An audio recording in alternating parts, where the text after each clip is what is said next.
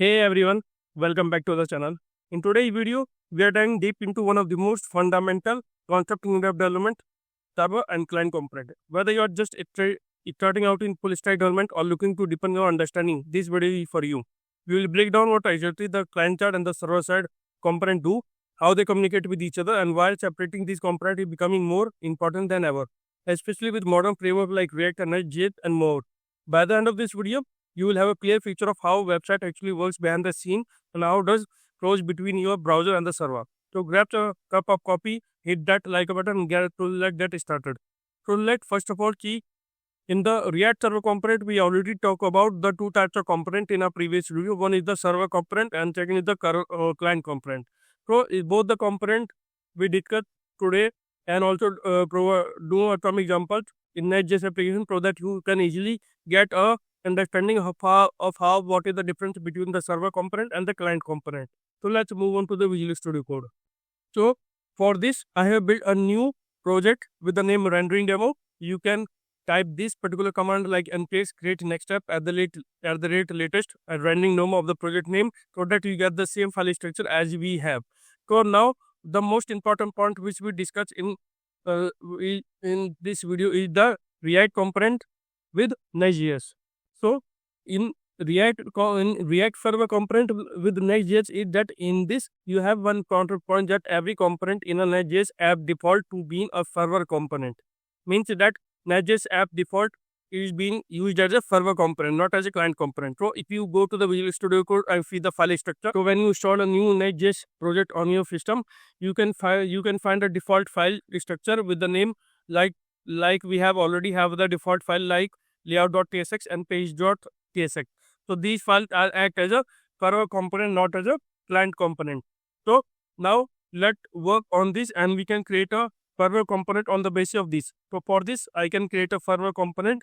So first we already have set up this environment. Now we can create a server component. So for server component, we can go to app folder and in this we can create a new folder with the name about. And after about, we can create a file with the name page.tsx. In page.tsx, I can create a new export default function. Okay, now we can create export default function about page, and in this we can return a p tag to it with the name p tag to it, which is a about page.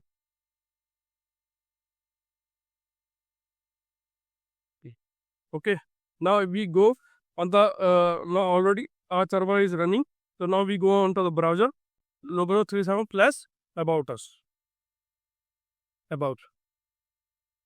So when you visit that particular, and you can open the console also.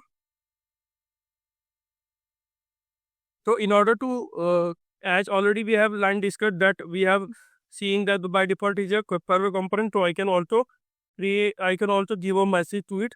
That is, I can give a control message to it, control.log, and so that I can show that this particular about page is a about component is a server component, about server component. So now let's visit local 3000/about. Let's what we see on the browser. So now when you visit local 3000/about, here you can see the about page return h1 tag, and here in this you can see the server tag about server component. So this is from this by filling from this here you can demonstrate that the component which you are just created like the name about is a server component. So in this the running component on the server brings several advantages like zero bundle files, direct access to the server file resource, and improved security and better SEO. Server component can interact with browser API or handle user interaction. So let's understand with an example. Now, if I add some state to it, like just want to create a state as in a server component, so I can create a with the name fact name, and I can use a state on here, and I can give an empty tag to it. So you can import that use state to you. Now, if you visit localhost 3000/about, so you will see the error on the browser. So if you see here, you can see that that you are importing a component that use use state. The React hooks always works in the client component to fix, mark the use file or add a client component. So from this, you can easily get that your about us page act as a server component. And when you try to use the use state hook, which are basically used in the client side component, are giving you an error on this. So let uh, let remove this particular use state so that our about us server component work as it did it before. It working fine and it is server component. Now from there, as you all know that from this onwards you can know that there are some limitations related for the server component, that it is not able to access the API call or it is not able to work on the client side. If you want this particular server component to use on a client side, you need to create a client component. So here it has some limitation. It not have access to the API call. So it is belong to the client component. So let's build up is another example based on client component. So we can create a client component here itself. So I can create a new folder inside the app dashboard with the name dashboard, the app dashboard. Inside it, I will create a file with the name page.tsx. I just pasted the code here already so that I know, so that time can be saved from it. So here you can see we have created a dashboard page which is act as a client component. Okay. Now we can create a constant name, set name as a user state and dashboard over here. Now also I also declare the user state to it. Okay. Now if you save to it, already currently it is a server component. If you try to access the dashboard on the browser like localhost 3000 dashboard, you will get an error because you are using the user state of the server component. So in order to make a client component, you have to declare a directory on top of the page, which is use client. Use client directory tell this particular component default page dashboard page that this is act as a client component. Now when you try to access that particular dashboard on the browser, you can see the dashboard and hello, and on this you can also see the Ankur Sani. So here you can also see the dashboard client component. Okay. Now I give a link to from the home page. So we go on the home page and we can give a link to from here.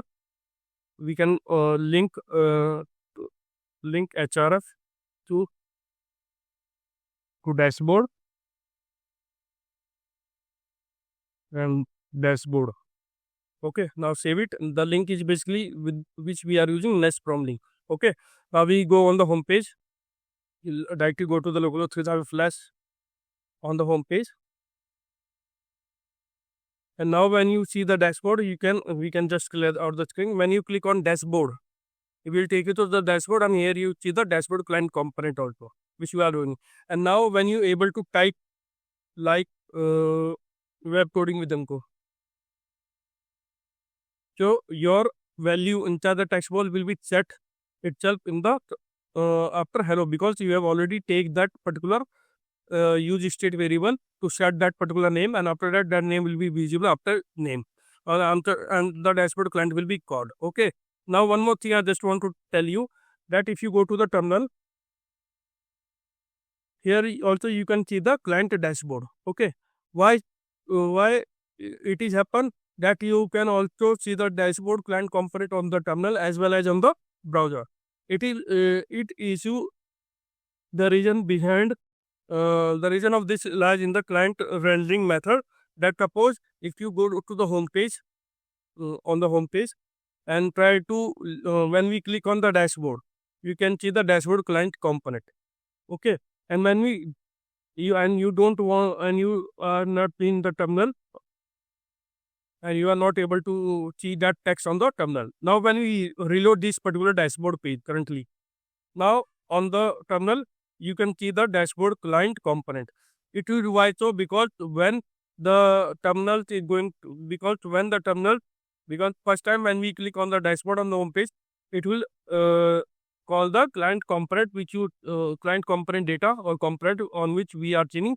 And when we reload that particular component, that in order to show the blank page, it will go to the server side and display that dashboard client component on there. After that, it can download that from the server side, and after hydration, it will make that particular page interactive. So this is the main reason why your dashboard client component are also seen on the browser as well as on the client terminal. So one more reason is that, and here if you closely see that here you can see the dashboard client component of the 2 times because it is use the strict mode. That's why you are able to see the dashboard client component 2 times. Now let's discuss some summary point on this. So in the summary, in the React server architecture and by extension in the Next.js app router, component of server component by default. To create client component, add the use client directive at the top of the file as we have done in this video.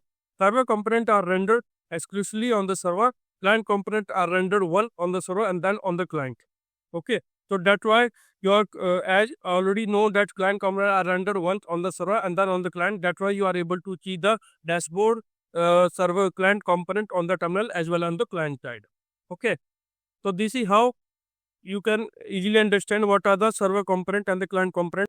So if this video helped clear up any confusion, don't forget to hit that like button, subscribe and turn on the bell so you never miss a new update. Also drop your question or thought in the comment. I will love to hear from you. Are you working on a project using these concepts? Let me know. Thanks for watching. I will see you in the next one. Thank you.